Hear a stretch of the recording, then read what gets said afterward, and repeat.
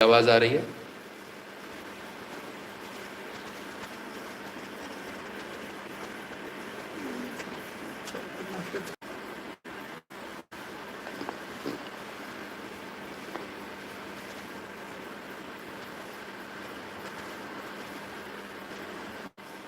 अध्याय का पठन और आवश्यकतानुसार कुछ स्पष्टीकरण भी करेंगे। अभ्युदय संस्थान में मेरे साथ गोपाल भाई, बलवंत भाई, डॉक्टर पूर्णिमा दीदी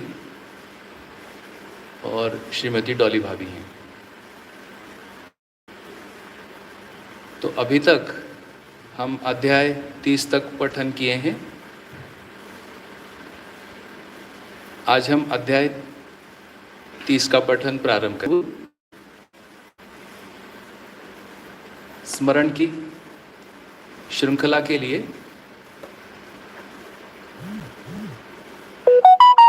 मैं यहाँ पर पढ़ रहा हूँ कि हम ये 2 अध्याय इसके पूर्व में पढ़ चुके हैं। उसका स्पष्टीकरण राकेश भाई जी ने प्रस्तुत किया है। संस्कृति, सभ्यता, विधि, व्यवस्था, इसका स्पष्टीकरण हमने सुना है, पढ़ा है। जिज्ञासात्मकता सुखी होने के अर्थ में एवं आवेशात्मक क्रियाकलाप के फलस्वरूप पीड़ाएं प्रसिद्ध हैं।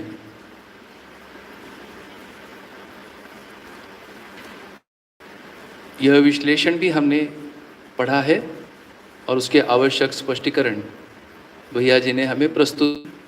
विश्लेषण है उसको मैं अभी आपके सामने पढ़ रहा हूँ, जिससे कि अध्याय हम सभी जो इस मानव परंपरा में जन्म लिए और जैसे जैसे हमारा शिक्षा हुआ हम आगे बढ़ गए और हमें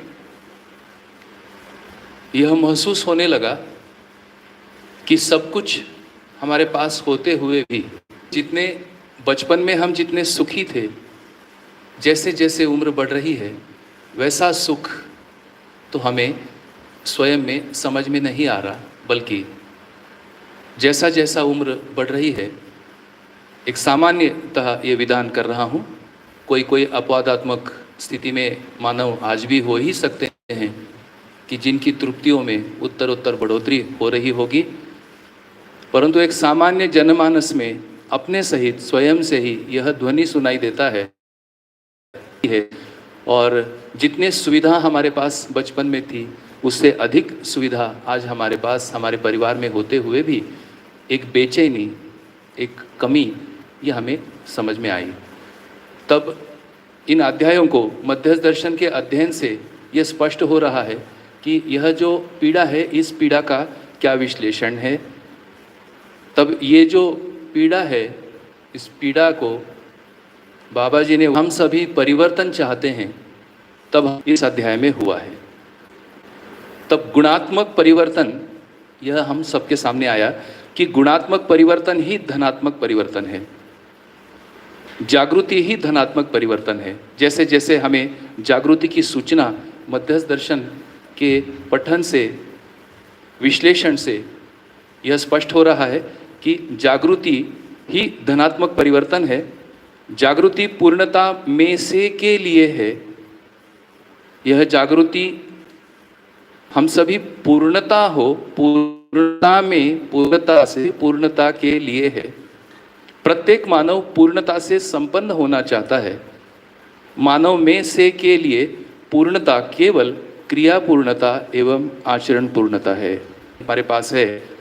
तो इस रूप में हम मानव में से के लिए पूर्णता केवल क्रिया पूर्णता एवं आचरण पूर्णता ही है। तो ये पूर्णता हमको विशेषित हो रही है। अनुचित अर्थात अमानवीयतावादी पद्धति व प्रक्रिया से पूर्णता सिद्ध नहीं हुई है। प्रत्येक मानव जन्म से वर्ग विहीन है, समुदाय विहीन है, संप्रदाय विहीन है, साथ ही उसमें सफलता एवं पूर्णता से संपन्न होने की पीड़ा समाहित रहती है। पीड़ा के बिना संक्रमण व्यतिक्रमण सिद्ध नहीं हुआ। सम्यकता की ओर प्रवेश ही संक्रमण है। तो आने वाले अध्याय की पृष्ठभूमि में ये संक्रमण कैसे होगा, इस संक्रमण का क्या रास्ता है, इस संक्रमण में क्या बाबा जी ने हमें प्रस्ताव दिया है और कैसे हम संक्रमित हो सकते हैं, लक्ष्य की ओर हम कैसे संक्रमित हो सकते हैं, इस अर्थ में यह विश्लेषण, यह पृष्ठभूमि हमारे लिए सहायक हो रही है। लक्ष्य के विपरीत दिशा में गति ही व्यतिक्रमण है। कोई मानव अनौचित्य और व्यतिक्रमण के पक्ष में नहीं है। ये तो हम जांच सकते हैं कि हम कोई भी अनौचित्य और व्यतिक्रमण के पक्ष में नहीं है। प्रत्येक मानव आचरण, क्रिया एवं व्यवहार में सफलता तथा समाधानपूर्ण पद्धति से उत्पादन, उपभोग, वितरण प्रक्रिया संपादित करना चाहता है। आचरण, क्रिया एवं व्यवहार में सफल तथा समाधानपूर्ण पद्धति से उत्पादन, उपभोग, वितरण प्रक्रिया संपादित करना चाहता है, जिसके लिए ही प्रत्येक मानव शिक्षा एवं व्यवस्था में समर्पित फलतः संघर्षित है। तो इन अध्यायों में यह जो संघर्ष और युद्ध है, उसके मूल में क्या है, इसका स्पष्टीकरण है। निकलने के लिए, इससे निकलने के लिए, इसमें हुआ मानव को निकलने के लिए क्या अभ्यास हैं, इन अभ्यासों का विश्लेषण आने वाले अध्याय में है। इसके साथ ही मैं आज एक और सारांश का यहाँ पर पठन करना चाहता हूँ। व्यवहारात्मक जनवाद पुस्तक में अभ्यास दर्शन का एक सारांश बाबा जी ने प्रस्तुत किया है। इस प्रश्न मुक्ति चैनल के माध्यम से यह जो पठन प्रक्रिया है, यह मुझे संवाद स्वरूप महसूस हुई। तो हम सभी परिवारों में, हम सभी मानवों में, हम सभी बंधु भगिनी में संवाद के मुद्दे निश्चित होना, यह इस पठन की एक प्रमुख उपलब्धि मुझको समझ में आ रही है। तो व्यवहारात्मक जनवाद पुस्तक में मानवीय शिक्षा में बाबा जी ने संपूर्ण वाङ्मय के सारांश प्रस्तुत किए हैं। तो अभ्यास दर्शन का सारांश का पठन यहाँ पर उपयुक्त रहेगा और फिर हम आगे के अध्याय के डिटेल में जाएंगे। अनुमति हो। मध्यस्थ दर्शन सह अस्तित्ववाद के अनुसार अभ्यास दर्शन सर्व मानव के लिए अध्ययन के अर्थ में प्रस्तुत है। अभ्यास दर्शन अपने में अनुमोदित क्रियाकलापों में सार्थकता का प्रतिपादन है। अभ्यास दर्शन समझदारी के लिए अभ्यास को स्पष्ट करता है।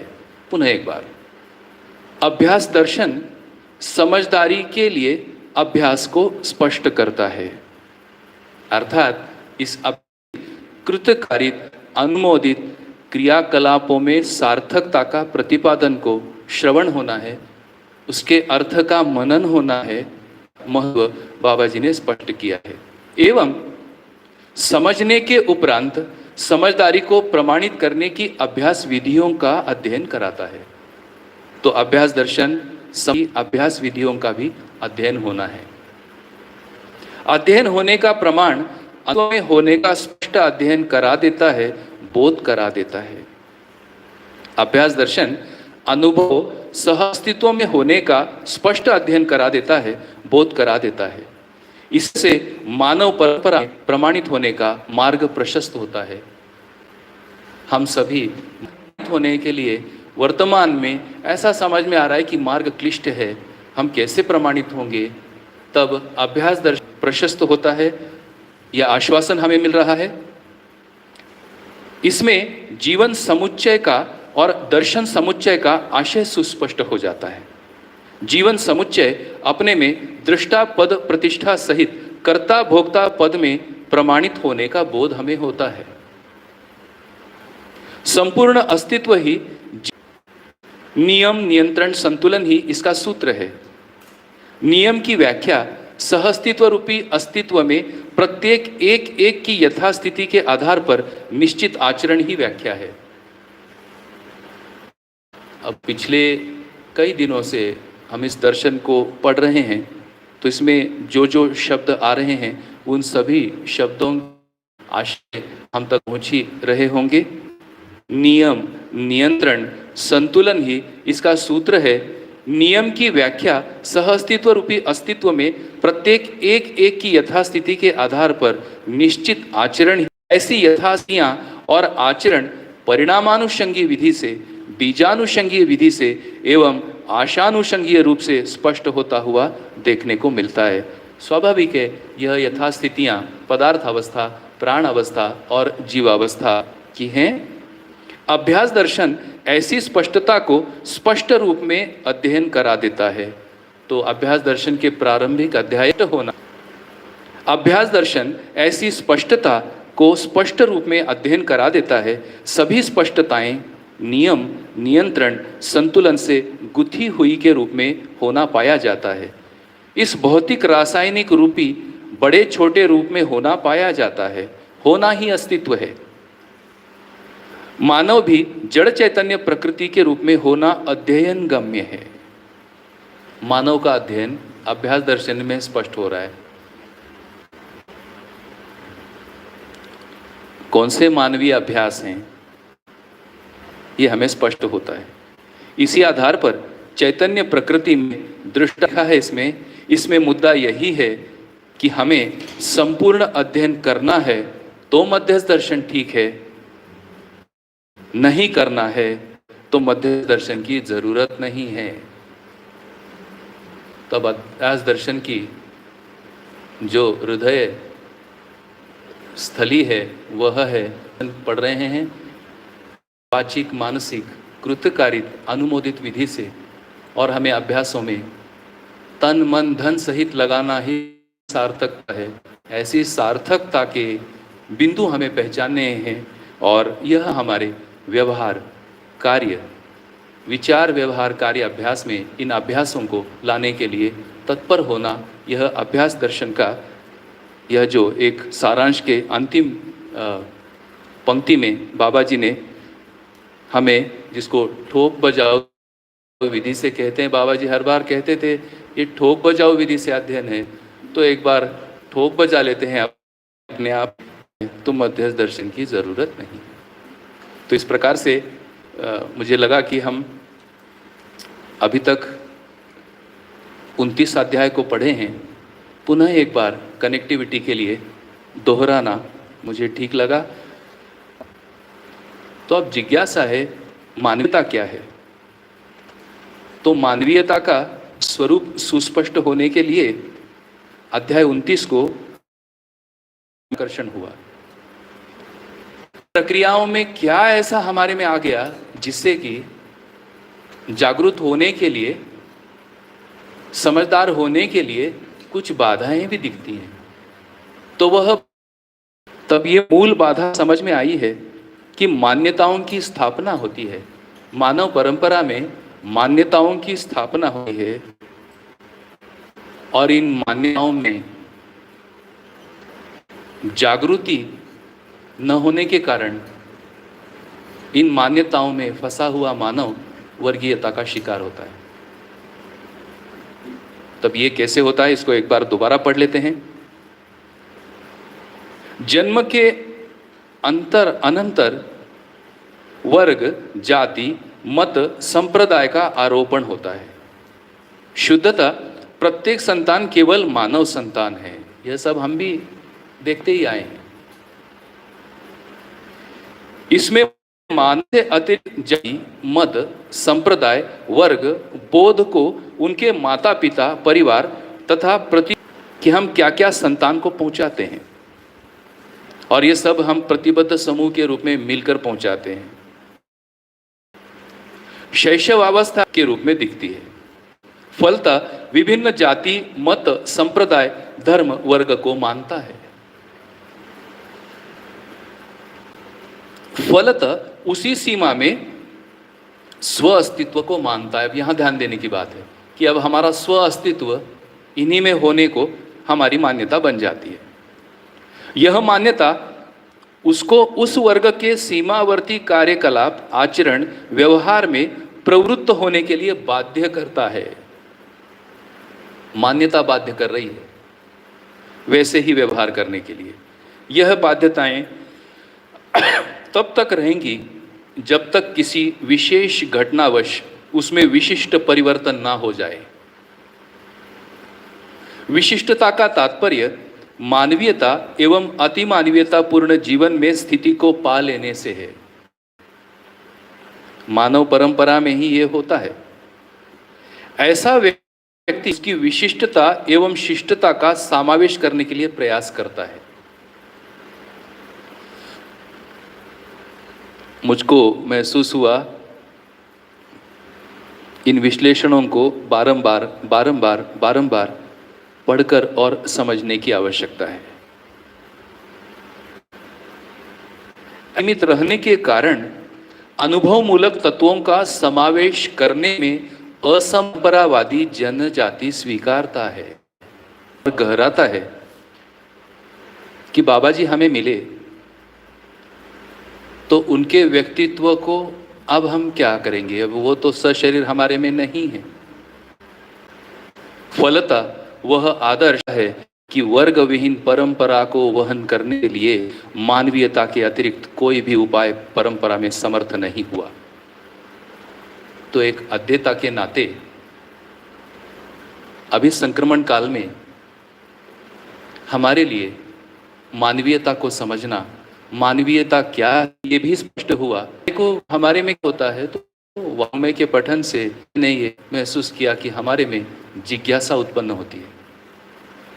तो अब हमें मानवीयता क्या है इसकी प्रयास किए पर होना, ऐसे अभ्यासों को हम मानसिकता सहित स्वीकार करते हुए और कार्य व्यवहार में परिणित कर पाने में हमारे में साहस होना, उत्साह होना यह इसमें अपेक्षित है। तब यहां तक अपना ध्यान चला गया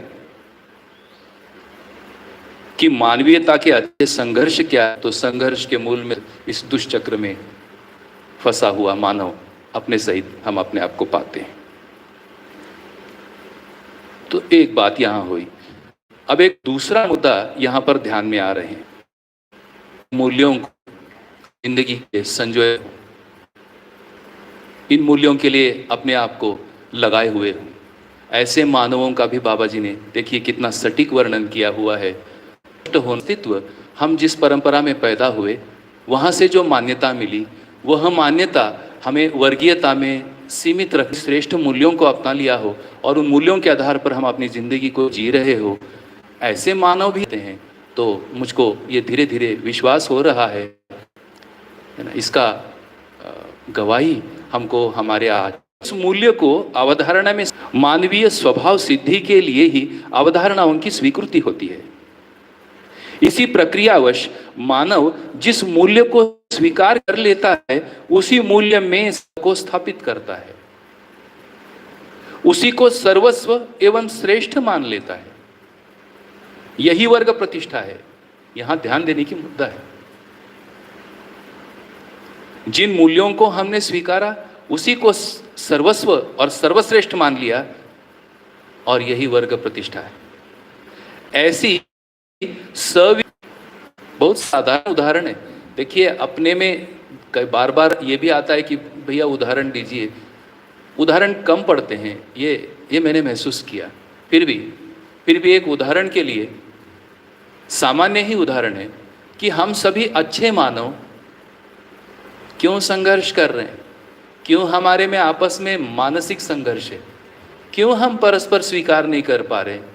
कारण यहाँ पर मिलता है कि हम सभी अच्छे मानने वाले लोग हम अपने ही किसी मूल्यों को सर्वश्रेष्ठ मान लिए और हम वर्ग प्रतिष्ठित हो गए और संघर्ष के लिए बाध्य हो गए।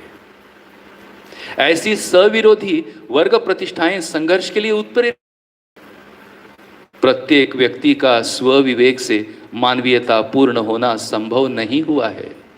अंडरलाइन, पुनः एक बार ध्यान देने की आवश्यकता, प्रत्येक व्यक्ति का स्वविवेक से मानवीयता पूर्ण होना संभव नहीं हुआ है। जन्म से प्रत्येक व्यक्ति में कोई वर्ग प्रतिष्ठा नहीं रहती है। वर्ग सीमा में सीमित होने के अनंतर इस तथ्य से यह निष्कर्ष निकलता है कि प्रत्येक व्यक्ति के अब ऐसा वर्गीयता में सिमटा हुआ मानव को उपाय योजना आ रही है। मानव परंपरा में जो शिक्षा है, शिक्षा का अध्ययन होना मुझको ये स्वयं के अध्ययन का उद्देश्य प्रतीत होता है। तभी सामाजिकता सहअस्तित्व सिद्ध होता है, अन्यथा वर्ग, संघर्ष और युद्ध ये लगाई हुआ है।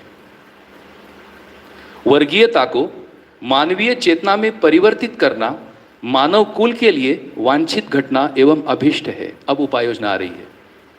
अब इन सभ्यता की एकात्मकता ही एकमात्र व्यवहारिक स्वरूप है। अब ये एकात्मकता क्या है? तो परिभाषा है अनुभव मूलक प्रभावों में, व्यवहार में व प्रयोग में एकता। तो मेरा विनय है, हम सभी मध्यस्थ दर्शन को पढ़ने वाले, मध्यस्थ दर्शन को स्वयं में स्पष्टता के लिए स्वीकारे हुए और मध्यस्थ दर्शन की रोशनी में हम अपनी शरीर यात्रा को अर्पित समर्पित करने वाले ऐसे अभ्यास हैं जो कि मानवीय चेतना में परिवर्तित होने के लिए हम सबको ऐसे अनुभव मूलक कौन से प्रमाण और व्यवहार और प्रयोग बाबा जी ने हम सबके लिए प्रस्तावित किए हैं। इसे व्यवस्था पद्धति की मानवीयता की जिज्ञासा के मूल में कौन सी प्रक्रिया है और इसे समृद्ध बनाने योग्य शिक्षा एवं व्यवस्था पद्धति की स्थापना ही, यही हमारी मूल प्रक्रिया है। अर्थात राज्य नैतिक एवं धर्म नैतिक में समान रूप में हो जाना ही अभ्युदय है। अनेक धर्म के स्थान पर मानव धर्म का, अनेक जाति के स्थान पर मानव जाति का, अनेक राष्ट्र में ये चार बिंदु हमें मिल गए।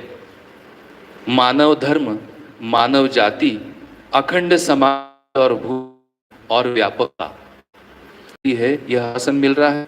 आगे की लाइन, यही व्यक्ति के जीवन में सार्वभौमिक आचरण, ऐसा पूर्व स्वीकार योग्य आचरण, परिवार में सहयोग, समाज में प्रोत्साहन प्रक्रियाएं हैं, यही सर्वमंगल कार्यक्रम है, यही समृद्धि एवं समाधान है। तो इस रूप में अब हमें सर्वमंगल कार्यक्रम भी मिल गया। अब ऐसे कार्यक्रम योग्य होने के लिए क्या अभ्यास हैं, इन अभ्यासों का विश्लेषण अब अध्याय 30 में हमें मिलता है। तो अब हमने 29वें अध्याय में यह पहचानने का प्रयास किया कि बाधाएं क्या है और इन बाधाओं को पार करने के लिए उपाय योजना क्या है। जिस परंपरा में रहते हैं वहाँ जो मान्यताएं हैं, मान्यताओं को हमको ये जो विश्लेषण आया है मध्यस्थ दर्शन में, जाति, धर्म, योग, समाज में प्रोत्साहन, राष्ट्र में संरक्षण, संवर्धन, जो मानव लक्ष्य है।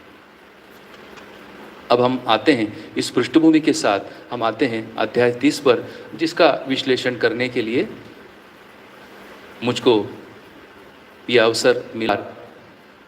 परिवार प्रति मेरे साथ नमस्ते करता हूँ और हम अब अध्याय में कुछ छोटे छोटे नोट्स बनाए हैं, कुछ विश्लेषण भी प्रस्तुत किया है और हम अब आगे बढ़ते हैं।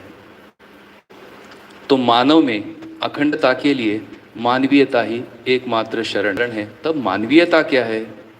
मानव समाज की धर्मीयता है, समाधान है। धर्मीयता विहीन इकाई नहीं है। रूप, गुण, स्वभाव ही धर्मीयता में आश्रित हैं। यह प्रत्येक अवस्था में दृष्टव्य है। अवस्था में रूप, गुण, स्वभाव, धर्मवत्ता की सुख धर्मीयता प्रसिद्ध है। यहां ध्यानाकर्षण कि जीवन में सुख धर्मीयता प्रसिद्ध है। यहाँ जीने की आशा यह धर्मीयता नहीं है, यहाँ सुख धर्मीयता है। मानव जीवन का आद्यांत मूल्य ही धर्म है, यही अनुभव क्षमता है। अनुभव केवल मूल्यों में से के लिए ही होता है। मूल्यानुभूति योग्य क्षमता के आधार पर ही अर्थ के सदुपयोग एवं सुरक्षा का निर्णय होता है।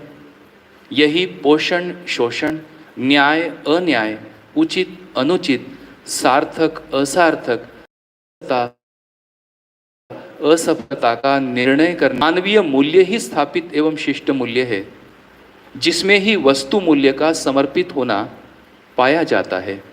यही सफलता, न्याय एवं अखंडता का एकमात्र आधार है। अब मानवीयता क्या है? इस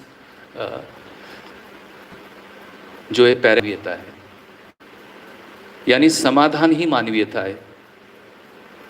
ये कैसे उपलब्ध होती है?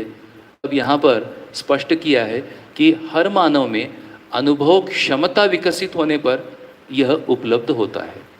यानी मानवीयता का शरण लेने का अर्थ यह हुआ कि ऐसी धर्मीयता में अनुभव होने के अर्थ में मैं स्वयं की क्षमता विकसित करना चाहता हूँ। ऐसी क्षमता संपन्न होने के अर्थ में ऐसी मूल्यानुभूति मुझको होने के अर्थ में मैं मानवीयता को स्वीकारता हूँ, अध्ययन के लिए स्वीकारता हूँ, अभ्यास के लिए स्वीकारता हूँ। फलस्वरूप मेरी मानसिकता में, मेरे चित्रणों में अखंडता आने लगने का हमको आश्वासन मिल गया है। अब इसके लिए जो मूल्यानुभूति है, उस मूल्यानुभूति के लिए मूल्य त्रय यहाँ ना हो ही गई है कि स्थापित मूल्य, शिष्ट मूल्य और वस्तु मूल्य। तब एक व्यावहारिक ध्यानाकर्षण है कि मानवीय मूल्य ही स्थापित एवं शिष्ट मूल्य है, जिसमें वस्तु मूल्य का समर्पित होना पाया जाता है। एक छोटा सा ध्यानाकर्षण कि यह संघर्ष और युद्ध में हमारी मानसिकता में वस्तु मूल्य वरीय हुआ और मानव मूल्य इससे नीचे हुआ। तो वस्तु मूल्य में हम मानव मूल्य को प्लेस करने की प्रयास करते हैं और फलस्वरूप असफल होते हैं, असफलता की पीड़ा झेलते हैं और संघर्ष और युद्ध के लिए उतारू होते हैं। तब मानवीय मूल्य जो स्थापित मूल्य और शिष्ट मूल्य है, इन मूल्यों में हम इसको वरीय मूल्य है और इस वरीय मूल्यों में वस्तु मूल्य का समर्पित होना पाया जाता है। यही सफलता, न्याय एवं अखंडता का ऐसे अभ्यासों को हम चुन पाए, समझ पाए, स्पष्ट हो पाए। अगला पढ़।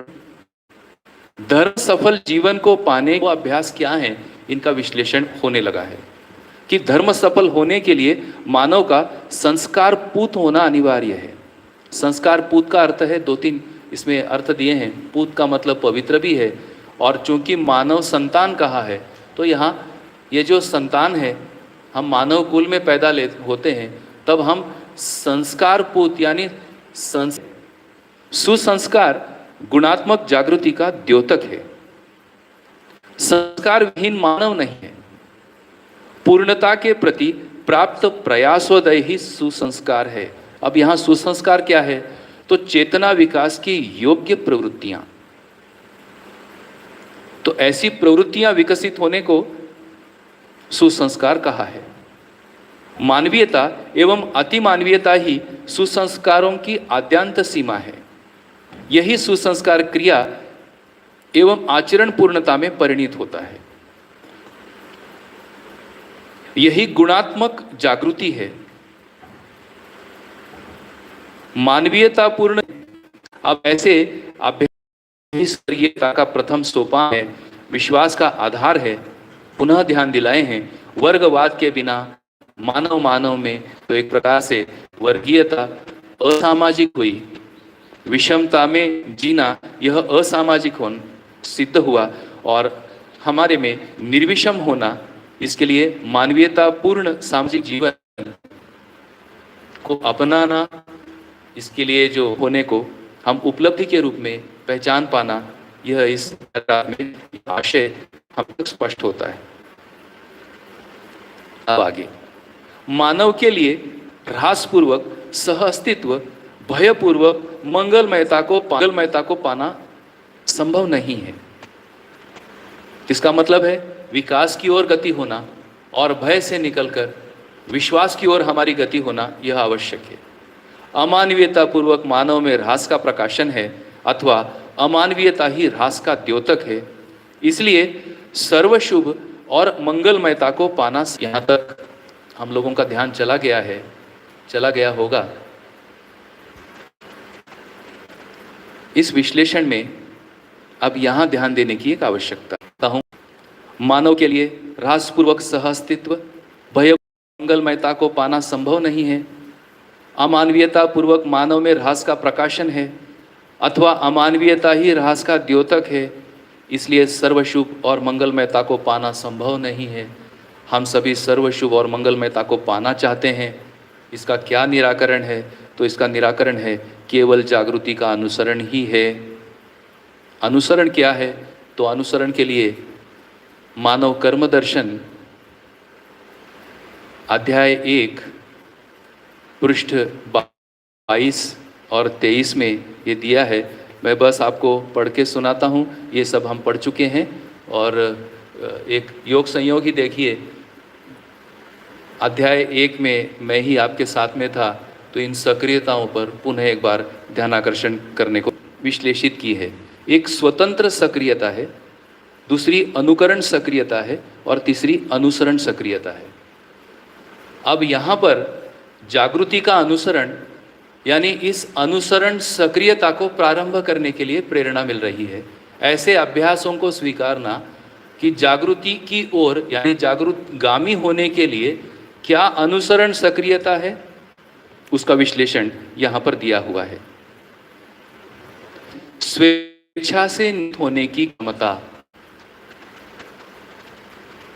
अनुकरण सक्रियता में स्वेच्छा से नियंत्रित होने की क्षमता, अनुसरण सक्रियता में अनुशासित होने की क्षमता समाहित है। तभी चाहते हैं नियंत्रण उपलब्ध है। अब ये नियंत्रण कैसे उपलब्ध हो? तो ये नियंत्रण उपलब्ध होता है शिक्षा और व्यवस्था रूपी वातावरण से। ऐसे वातावरण में हमें क्या मिलता है? तो ऐसे वातावरण में हमें 2 अभ्यास मिलते हैं। एक है विधि, एक है निषेध। तो निषेध के रास्ते से चलने पर ह्रास है और जो विधि विहित रास्ता है उस रास्ते पर चलने पर हमारा विकास है। तब ऐसे रास्ते पर चलने के लिए क्या आवश्यक है? आगे विश्लेषण है तो हमारे में अनुशासन होना आवश्यक है। अब ऐसा अनुशासन होने के लिए हम श्रेष्ठता का स्वयं स्फूर्त विधि से हम अपने अनुशासन के लिए नियंत्रण स्वीकार करते हैं और फलस्वरूप अनुशासित रहते हैं। यदि हमें थोड़ा बहुत विद्यालय का चित्रण होगा, थोड़ा थोड़ा हमारे व्यवस्थाओं का चित्रण होगा, थोड़ा सा यदि कोई सामाजिकता में काम करने का चित्रण होगा, तो यह जो अनुशासन है, यह अनुशासन सहज ही हम सबका ध्यान चला जाए, अनुशासन दिखता है। और जब हम स्वयं में होते हैं तब यह अनुशासन हम आता है। माँ की आंख पड़ते या अनुशासन रहता है, माँ की आंख निकल गई तो फिर हमारा अनुशासन क्या होता है हम सबको पता है। विद्यालय में जाते हैं, गुरुजी की आंख रहती है तब तक अनुशासन है, गुरुजी चले गए तो अनुशासन का हाल हम सबको पता है। ये तो हम छोटे बच्चों के उदाहरणों से देखते हैं। हम बड़े, हम प्रौढ़, हम सब में क्या अनुशासन होना, तब ये मुझको सुस्पष्ट हो रहा है कि ऐसे अभ्यासों को, ऐसे वातावरण को निर्मित करते हुए, ऐसे अध्ययनशील वातावरण को निर्मित करते हुए जहाँ विचार अभ्यास है, व्यवहार अभ्यास है, कर्माभ्यास है, ऐसे अभ्यासों को स्वीकारते हुए अब हम अनुशासित होते हैं। यह ही अनुसरण मुझे स्पष्ट हुआ। धीरे धीरे यह स्वेच्छा में आता है, वह अनुकरण क्षमता हुई और धीरे धीरे किसी क्षण यह स्वानुशासन में होने पर यह स्वतंत्र सक्रियता ये स्पष्ट होता है। फलस्वरूप वर्गीयता से मुक्त होने के लिए जो उपाय योजना आ रही है वह उपाय योजना जागृति का अनुसरण ही है, अर्थात अनुशासित होने की आवश्यकता है। अब ऐसा क्या अनुशासन है? ये ऐसे अनुशासन के पूरे पूरे अभ्यास दर्शन में विश्लेषित किए हैं। इसी अभ्यास का विश्लेषण है परंपरा और परस्परता ही संस्कार परिवर्तन का एक सशक्त कारण है। अच्छे से ध्यान जा रहा हो, ऐसा मुझको लग रहा है कि ये सब परिवर्तन होना अपनी मानसिकता में, तो इसके मूल में संस्कार को पहचाना गया। तो संस्कार परिवर्तन होना, अब संस्कार परिवर्तन होने के लिए सशक्त कारण क्या है? तो उस कारण में परंपरा और परस्परता ही संस्कार परिवर्तन का एक सशक्त कारण है। तब जिज्ञासा हुआ, वर्तमान में ये परंपरा कहाँ है? तो परंपरा अभी जागृत मानव में है। बाबा जी ने संवाद में एक जगह कहा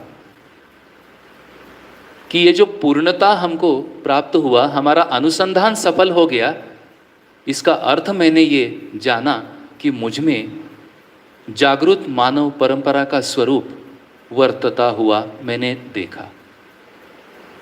और यही जागृत मानव परंपरा का स्वरूप उन्होंने हमें विश्लेषित किया है। तो अभी परंपरा कहाँ है? तो अभी परंपरा जागृत मानव में है। ये कैसे हमको समझ में आएगी? तो शिक्षा और व्यवस्था का जो प्रस्ताव बाबा जी ने हम सबके लिए प्रस्तुत किया है, उसके अध्ययन से ये जागृत मानव परंपरा हमको समझ में आती है, जिसका नाम है विकल्प। यह कैसे स्पष्ट होगी?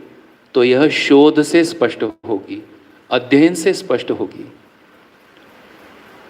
अनुसरण से स्पष्ट होगी, अनुकरण से स्पष्ट होगी, और स्वानुशासन में यह परंपरा का स्वरूप हम स्वयं में भी, हम एक एक मानव जो उसमें अध्ययन कर रहे हैं, उनमें सफलता के रूप में यह जागृत मानव परंपरा का स्रोत समाधान के रूप में हम सब में आने की संभावना है। ऐसा मेरा ध्यान आकर्षण इसमें हुआ। आप सब भी जान सकते हैं, ये तो हुआ परंपरा, इसका निदान हुआ।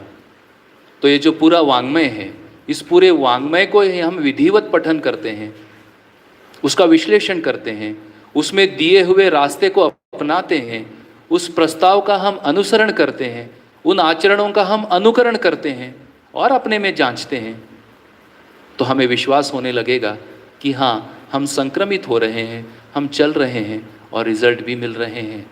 इस पर भी हमारा ध्यान जाएगा। आगे रिजल्ट कैसे है, यह भी बाबा जी ने विश्लेषित किया है, उसको हम सुनते हैं थोड़ी देर में। अब अगला जिज्ञासा है, परस्परता कहाँ है? तब मैं कहूँगा परस्परता तो हमारे पास है। क्या चीज़ है परस्परता? एक से अधिक मानवों का सानिध्य, परिवार और समाज, परस्परता हमारे पास है। परंपरा का स्वरूप हमने बाबा जी से सीखा है, समझा है, वही जानना मानना है। अब ऐसा जानकारी लेकर, सुस्पष्ट होकर, समाधानित होकर और हम आगे बढ़ते हैं और इसका प्रयोग हम अपनी परस्परता में होता है, तब यह हमारे स्वयं में संस्कार परिवर्तन के लिए एक सशक्त कारण के रूप में यह सुस्पष्ट होता है। कई हमारे परिवार विगत कई वर्षों में इस अध्ययन में लगे होंगे। जो प्रवृत्तियों में बदलाव आए हैं वो स्वयं ही सत्यापित कर सकते हैं। मैं स्वयं भी सत्यापित कर रहा हूँ कि ऐसे प्रवृत्तियों पर मेरा ध्यान चला गया और ऐसे प्रवृत्तियों के परिमार्जन के लिए जो परस्परता मुझको उपलब्ध हुई और यह जो जागृत मानव परंपरा रूपी स्वरूप मध्यस्थ दर्शन ने प्रस्तुत किया, उसमें मन लगाने से प्रवृत्तियों पर सफलतापूर्वक काम होता है। अभी पूरा तो नहीं हुआ है, पूर्ण परिमार्जन अभी नहीं हुआ है, परंतु जो भी छोटा सा आंशिक ही सही, बेबी स्टेप ही सही, पर यह हुआ है, ऐसा एक सत्यापन मैं आपके सामने कर रहा हूँ। और मेरे से कई ज़्यादा मैंने ये देखा है हमारे मित्रों में, बंधुओं में, भगिनियों में कि उनमें, उनके प्रवृत्तियों में बदलाव आए हैं और वो टिक रहे हैं। ये भी ध्यान का मुद्दा है। ये रिजल्ट है। अब ये कैसे विश्लेषित, अब इसका विश्लेषण होना आवश्यक। ये कैसा है? संस्कृति मानवीयता पूर्ण में से के लिए ही है।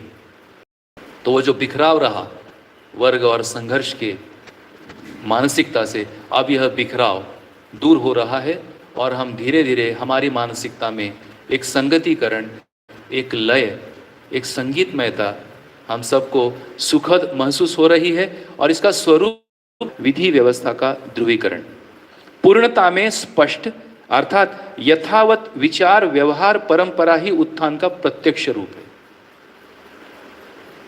तो हमारे विचारों में क्या है? सह अस्तित्ववादी नजरिया हमारे विचार में आना, अस्तित्व सह अस्तित्व में है ये विचार में आना, मानव ज्ञान अवस्था की इकाई है ये विचार में आना, प्रत्येक मानव में अनुभव क्षमता है, इस समानता ये हमारे विचार में आना, और मानव का अध्ययन होना, मानवीयता हमें सुस्पष्ट होना, ऐसे पूर्णता में स्पष्ट अर्थात यथावत विचार व्यवहार परंपरा ही उत्थान का प्रत्यक्ष रूप है। तो हम जितने परिवार हैं, हम सभी परिवार विचारों में और व्यवहारों में स्पष्ट होते हैं, पूर्णता के अर्थ में स्पष्ट होते हैं। तो यह परंपरा एक उत्थान का प्रत्यक्ष रूप है। गुणात्मक परिवर्तन के लिए प्राप्त प्रयोग अथवा प्रेरणा परंपरा ही संस्कारियता है। अब इससे क्या निकल के आता है? गुणात्मक परिवर्तन के लिए प्राप्त प्रयोग अथवा प्रेरणा, ये परंपरा ही संस्कारियता है। ये हमें सुस्पष्ट होता है।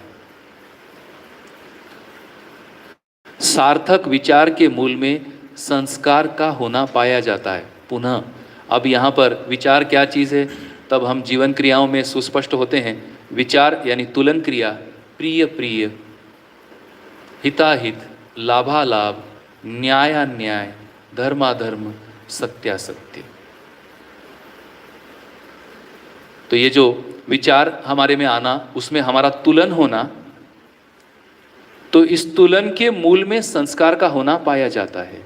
विचार की मूल प्रेरणा संस्कार है।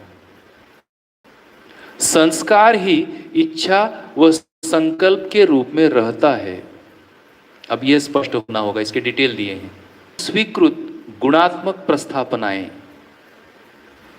तो यहां संस्कार दो विधि से दिखता है। संस्कार, हम संतान का नाम रखते हैं, ये कारित विधि से है। धीरे धीरे संतान को उसका अर्थ विश्लेषित होता है, वो स्वीकृत विधि हुआ, संस्कार पक्का हुआ। तो संस्कार कारित विधि से है, स्वीकृत विधि से है। किस अर्थ में है? गुणात्मक प्रस्थापनाएं, तभी संस्कार है। पूर्णता की अपेक्षा में की गई कृति परंपरा, जो नाम संस्कार, जाति संस्कार, कर्म संस्कार और धर्म संस्कार, 4 संस्कारों की चर्चा यहाँ पर बाबा जी ने की है। और इन संस्कारों के रूप में हम जो अभ्यास का विश्लेषण हम करते हैं कि नाम संस्कार हम आगे पढ़ेंगे, जाति संस्कार, कर्म संस्कार और धर्म संस्कार, इन सभी का विश्लेषण यहाँ स्पष्ट किया है कि मानव शरीर यात्रा में घटनाओं से गुजरता है और इन घटनाओं में यह संस्कार पहुँचने से मानव में संस्कार की स्थापना हो जाती है। ऐसा एक विश्लेषण बाबा जी ने आगे किया हुआ है, हम उसको पढ़ेंगे और स्पष्ट होंगे। अब संस्कार की परिभाषा स्पष्ट हुई। अब ये इच्छा और संकल्प के मूल में रहता है। जीवन क्रियाओं का यदि हमें स्मरण है, अवधारणा बुद्धि में होती है, यही निष्ठा एवं संकल्प है। अवधारणा के पूर्व, अब जो इसके पूर्व आया कि जो अनुभव क्षमता विकसित होने का अर्थ क्या है, तो अवधारणा के पूर्व भास आभास प्रतीति होती है, जो क्रम से मनोवृत्ति चित्त में होती है। आत्मा में अनुभव होता है, ये सूचना तो है। अब ये रिलेशन, ये संबंध हम पहचान रहे होंगे कि सामाजिकता, जागृत मानव परंपरा, मानवता का रूप और होना, मैं मानव हूं, जीवन और शरीर का संयुक्त साकार रूप हूं, पूर्णता प्रस्तुत है। और इस अवधारणा के पूर्व में मुझको सत्य का आभास प्रतीति होता है, जो क्रम से मनोवृत्ति चित्त में हो जांच पाना, यह एक प्रक्रिया समझ में आ रही है। आत्मा में अनुभव होता है, यही चैतन्य जीवन है। यह प्रत्यावर्तन क्षमता पर्यंत गुणात्मक जागृति के लिए प्रवृत्त है। इसी प्रेरणावश मानव क्रिया पूर्णता एवं आचरण पूर्णता को पाने के लिए चिरकाल से इच्छुक है। इसकी सफलता मानवीयता एवं अतिमानवीयता की सीमा में भी पाई जाती है। तब यह निराकरण का इस पैराग्राफ में एक विश्लेषण है, और मैं आशा कर रहा हूं कि ये विश्लेषण आप तक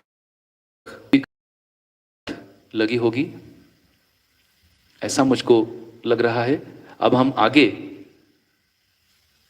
के पैराग्राफ में जो मानव यात्रा में, मानव शरीर यात्रा में ये कौन सी घटनाएं हैं, इन घटनाओं से हमारे में क्या क्या प्रस्थापनाएं होती हैं, उसका विश्लेषण बाबा जी ने किया है। उसमें से जो घटना अभी वो वर्णन कर रहे हैं वह है अस्तित्व में जड़ से चैतन्य होना, यानी गठनशील परमाणु से गठन पूर्ण होना, अक्षय शक्ति अक्षय बल संपन्न होना।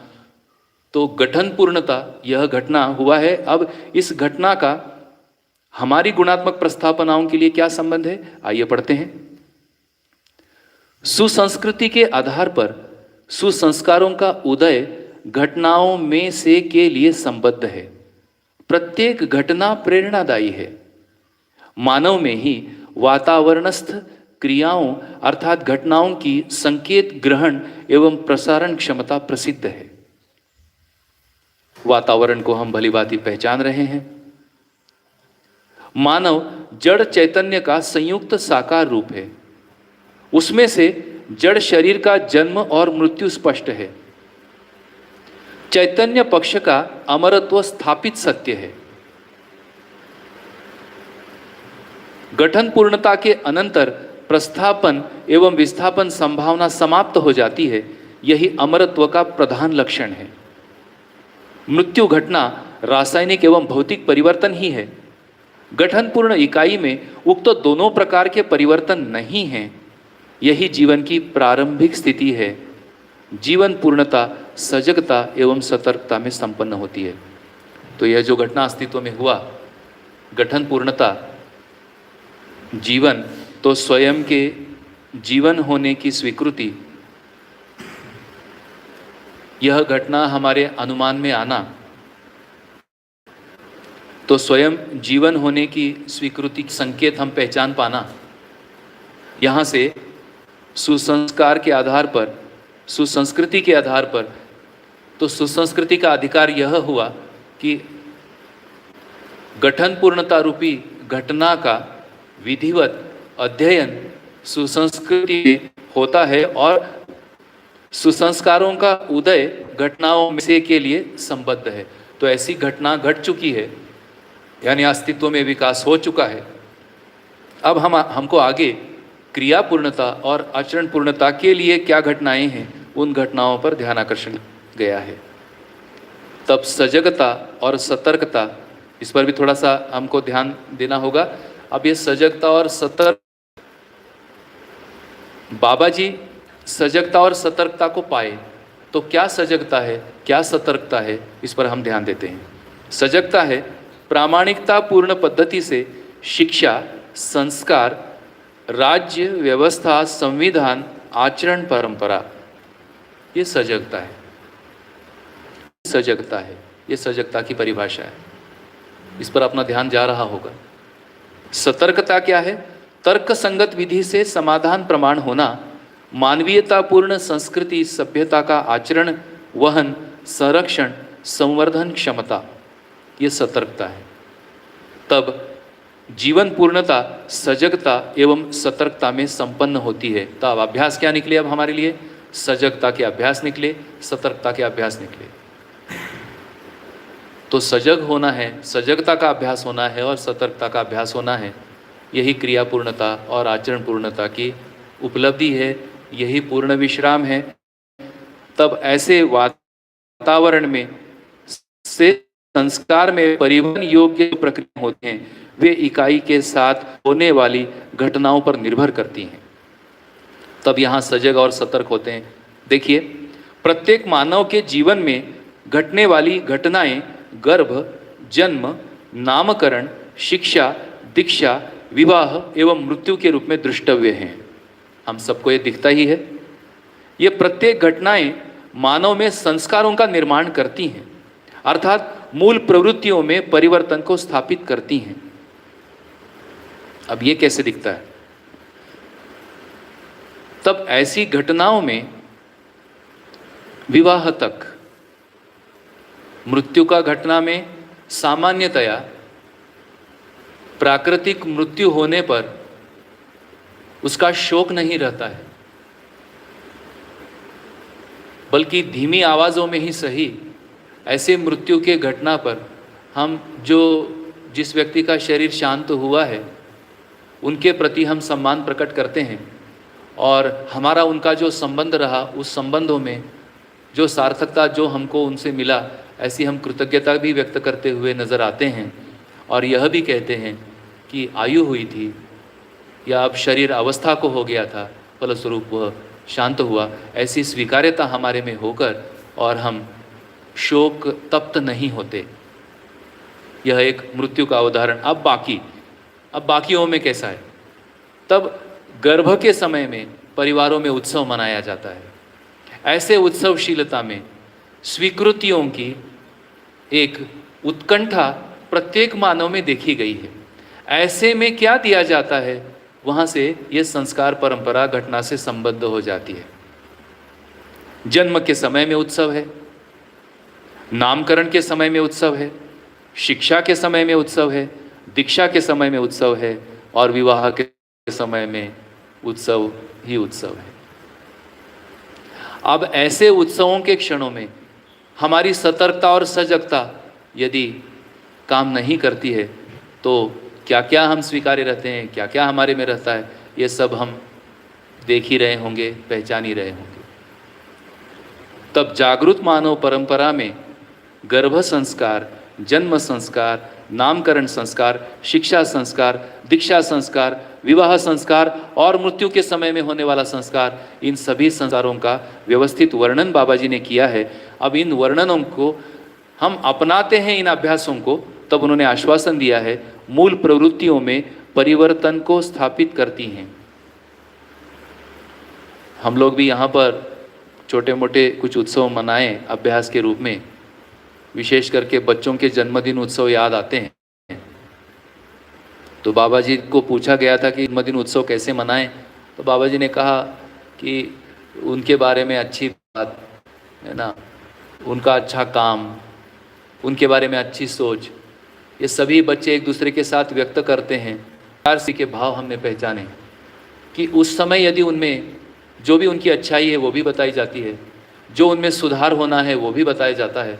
तो क्या उनमें सुधार होना है, तो वो सुधार को सुनने के लिए एक उत्सवशीलता बच्चों में देखी। बच्चे तो क्या, हमने बड़ों के भी कई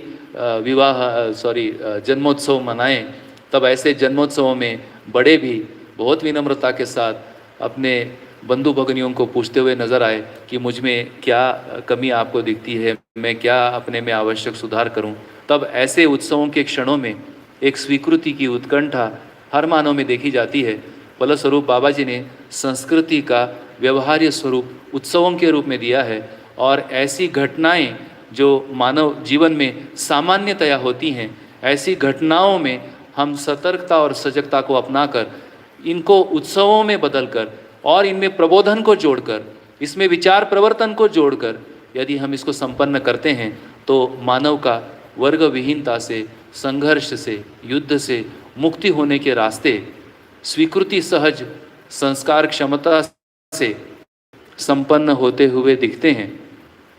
यह तो देखने में आ रहा है। देखिए, आपको भी ये स्वीकार होता है, तो हम मिलजुल कर कैसे इसको कर सकते हैं, ये हम आप मिलकर के तय कर सकते हैं। तब ध्यान चला गया कि प्रत्येक मानव में एवं मृत्यु के रूप में दृष्टव्य हैं। ये प्रत्येक घटनाएं मानव में संस्कारों का निर्माण करती हैं, अर्थात मूल प्रवृत्तियों में परिवर्तन को स्थापित करती हैं। प्रत्येक मानव गर्भावस्था से ही संस्कारपूत होने के लिए प्रवृत्त है।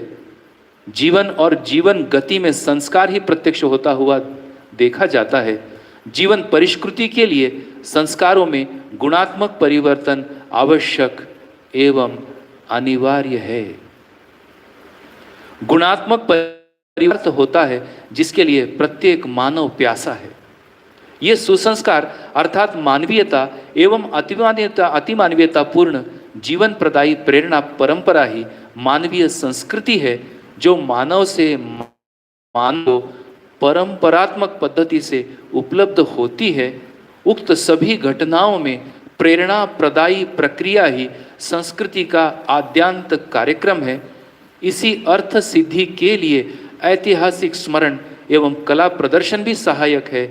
यही जीवन की चरितार्थता है। तो आज तो हम इसको पढ़ रहे हैं। अनेक शोधार्थी जो मध्यस्थ दर्शन का अध्ययन कर रहे हैं, अब यह शोधार्थी इसमें जो शोध के लिए बिंदु दिए हैं बाबा जी ने, इसी अर्थ सिद्धि के लिए ऐतिहासिक स्मरण। अब ये ऐतिहासिक स्मरण किस अर्थ में? प्रेरणा प्रदायी प्रक्रिया के अर्थ में। कला प्रदर्शन किस अर्थ में? मानवीयता का, धर्मीयता का, समाधान का अनेकों प्रकार से संप्रेषणा होने के अर्थ में कला, यह इसमें सहायक है और यही जीवन की चरितार्थता है। अब चरितार्थता क्या है? तब चरितार्थता का जिज्ञासा का उत्तर है सफलता ही चरितार्थता है। क्या चीज है सफलता? लक्ष्य को पाने की सफलता, समाधान, समृद्धि, अभय, सह अस्तित्व, यह हमारा लक्ष्य है। तो सफलता की चरितार्थता है। व्यक्ति में सफलता चारों आयामों के एक सूत्रता पूर्ण कार्यक्रम है। अब यहाँ अभ्यास का शीर्षक बाबा जी ने कार्यक्रम के रूप में दिया है। अभ्यास है मतलब ये कार्यक्रम। तो व्यक्ति में सफलता चारों आयाम अर्थात अनुभव, विचार, व्यवहार और व्यवसाय में एक सूत्रता पूर्ण कार्यक्रम में है। फलता समाधान एवं समृद्धि है। फलता सह अस्तित्व एवं अभयता है। तब यहाँ पर सफलता के दो ध्रुव हमें स्पष्ट हो रहे हैं। वह दो ध्रुव हैं व्यक्ति में सफलता और समाज में सफलता। अब ये दो ध्रुवों को जो जोड़ना है वो जोड़ता है लक्ष्य। लक्ष्य है समाधान, समृद्धि, अभय, सह अस्तित्व। तब समाधान, समृद्धि, अभय, सह अस्तित्व यह सफलता की चरितार्थता होना है। अब यह अखंडता व्यक्ति के चारों आयामों में स्पष्ट होती है और समाज में दश सोपानीय व्यवस्था की एकात्मकता से स्पष्ट होती है। फलस्वरूप सह अस्तित्व एवं अभयता है। अब यह सर्ववांछित सफलताएं मानव में सुसंस्कार, पद्धति, प्रणाली और प्रक्रिया से हैं। तब यहाँ परिवार बंधुओं के लिए ये बार बार आता है कि पद्धति, प्रणाली और प्रक्रिया क्या है। तो मैं यहाँ पर परिभाषाओं को प्रस्तुत करता हूँ। इस पर हम शोध करते हैं कि ये पद्धतियाँ, ये प्रक्रिया, प्रणाली ये क्या है। यही मानवीय संस्कृति, सभ्यता, विधि और व्यवस्था में स्थिरीकरण है। तो पद्धति क्या है? पद्धति है लक्ष्य पूर्ति के लिए निश्चित गति प्रणाली, गति सहज तरीका, पुष्टि संरक्षण प्रदाय करना मानव परंपरा मौलिक है। यानी हम जागृत मानव परंपरा की बात करते हैं तो यहाँ एक निश्चित पद्धति है। तो एक पद्धति का सार देता हूँ। क्या पद्धति है? अनुभव मूलक पद्धति से और अनुभवगामी विधि से हम अनुभव को पा सकते हैं। यानी निश्चित पद्धति की जो प्रस्तुति है वह अनुभव मूलक है। जो लक्ष्य पा चुके हैं वह उस लक्ष्य तक पहुंचने की निश्चित गति और प्रणाली को पहचानते हैं और वही उसका एक तरीका हमको प्रस्तुत करते हैं। तो इस रूप में अनेक इसमें पद्धतियों का वर्णन है। शिक्षा एक पद्धति है और शिक्षा एक प्रणाली है। तो इस शिक्षा पद्धति को हम लक्ष्य संपन्न होने तक निश्चित प्रक्रिया की सघन अभिव्यक्ति, ये प्रणाली है। कड़ी से कड़ी लक्ष्य संपन्न होने तक निश्चित प्रक्रिया की सघन अभिव्यक्ति, और इसका एक व्यवहारिक स्वरूप दिया है विषय वस्तु सहित पठन पाठन पद्धति। हम शिक्षा व्यवस्था का हमको चित्रण होता है तो उसमें इस प्रणाली को जिस प्रकार से विषय वस्तु पिरोया जाता है और उसका एक पठन पाठन हम पद्धति विकसित करते हैं उसको प्रणाली कह रहे हैं।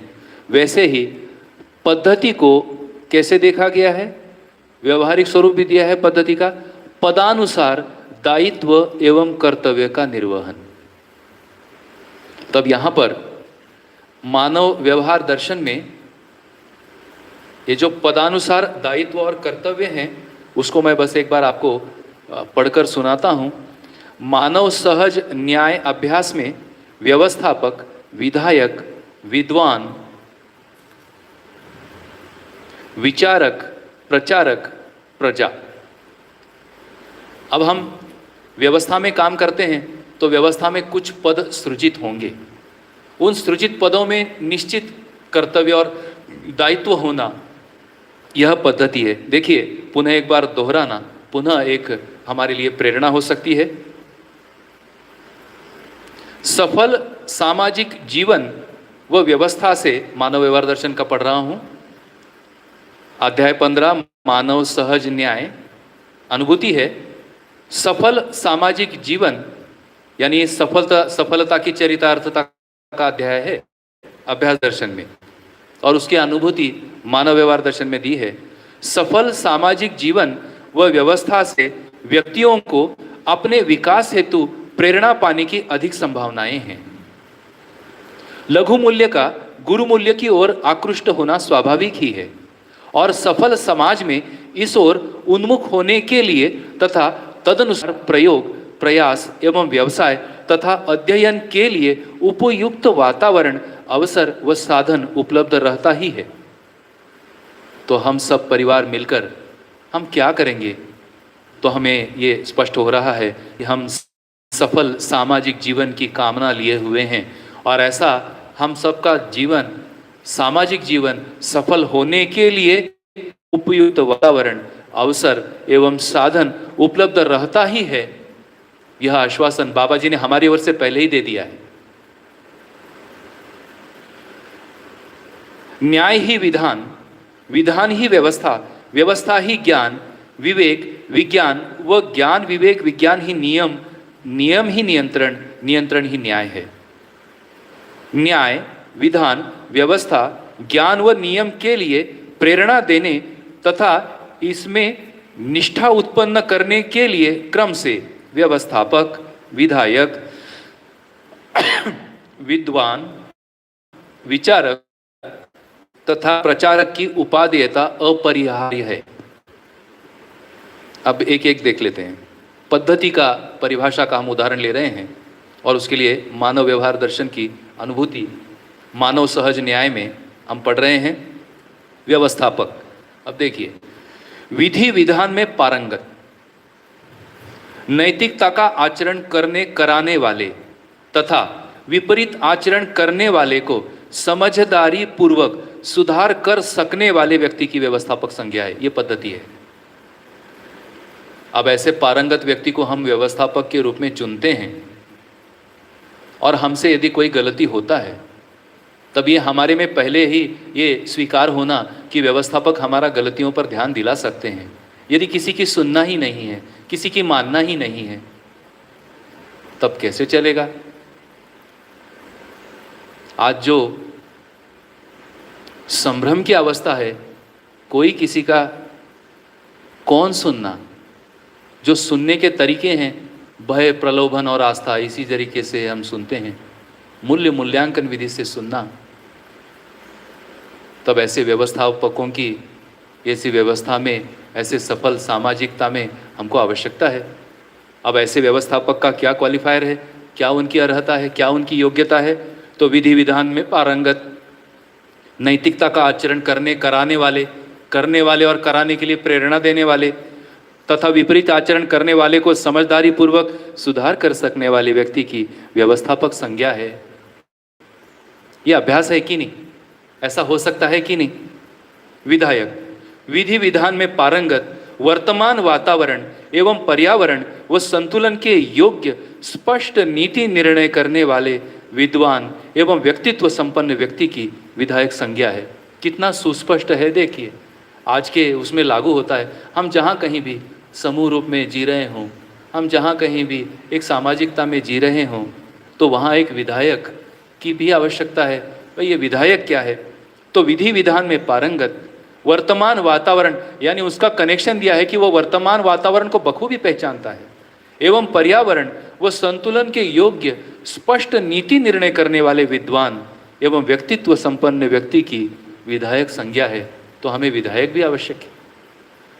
विद्वान मानवीयतापूर्ण आचरण सहित मानव की परस्परता के मध्य में पाए जाने वाली विषमता को समापहरण करने योग्य समाधान का निर्भ्रांत स्वरूप में अध्ययन कराने वाले व्यक्ति की विद्वान संज्ञा है। तो हमें विद्वान भी चाहिए। विषमताओं का समापहरण करना, ऐसे विद्वानों की आवश्यकता है। ऐसे विद्वान होने की तत्परता ये दर्शन के अध्ययन से हमारे में आए, ऐसे अभ्यास आए। ऐसे अभ्यासों से हम एक दूसरे के लिए पूरक हो सकते हैं।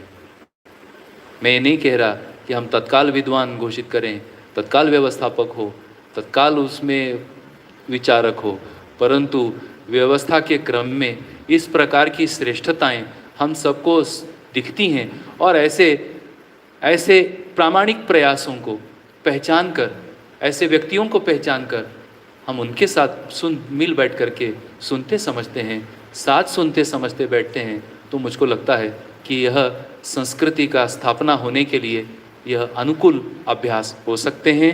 ऐसा मेरा विश्वास हो रहा है। विचारक मानवीयतापूर्ण आचरण सहित मानव की परस्परता के मध्य में पाई जाने वाली विषमता को समापहरण करने योग्य समाधान को प्रस्तुत करने वाले व्यक्ति को विचारक की संज्ञा है। तो विद्वान और विचारक, चर्चा चल रही है पद्धति की, तो ऐसे पद्धति में जो पद सृजित होते हैं उन पदों का दायित्व और कर्तव्य पूर्वक निर्वाह हो जाना, ये सुसंस्कार के लिए सुसंस्कृति की स्थापना कह सकते हैं। प्रचारक नैतिकता, चरित्र एवं मूल्य का कलापूर्ण ढंग से लोक जनमानस में विश्वास उत्पन्न करने वाले को प्रचारक की संज्ञा है। तो ऐसे प्रचारक भी होना, ऐसे प्रचारक भी हमें आवश्यक हैं। ये पद्धति है।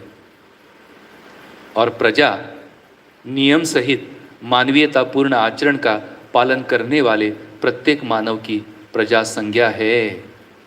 विचारक तथा विद्वान ही प्रचारक हो सकते हैं, ये विश्लेषण दिया है।